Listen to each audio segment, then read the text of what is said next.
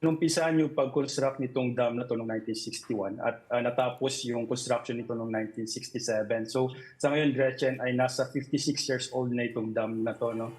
So nitong, 2018 inumpisahan yung modernization nung, dam na 'to at natapos yung ginawa ng Angat Hydro na strengthening works, bago matapos or bago magkaroon ng, COVID pandemic. So ang ginawa po ay nilaparan po yung, kanyang dam para mas matibay at para in preparation na din yung tinatawag na big one o yung malakas na lindol. So yung gagawin na rehabilitation works na mag-umpisa nitong November 6 sa main penstock ng turbina, ito sa kabuang programa ng rehabilitation work. At kami naman po sa NWSF ay suportado dito sa rehabilitation work na to kasi ikabubuti po ito ng ating dam kasi 56 years old na rin po ito. So para sa kaalaman po ng ating mga customers ay ina-assure po ng NWSF na hindi naman po maapektuhan yung supply ng tubig sa Metro Manila kapag nagkaroon po ng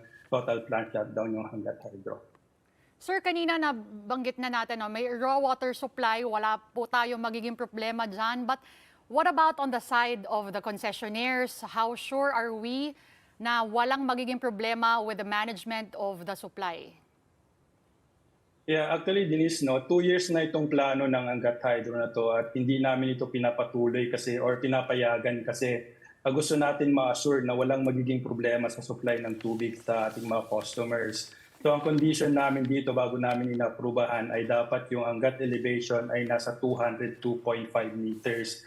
Sa ngayon, Denise, ang elevation ng Angat Dam is nasa 209 meters. So mataas na ito at malapit na rin yung target namin at the end of this year na 210 to 212 para wala din tayong maging problema by next year.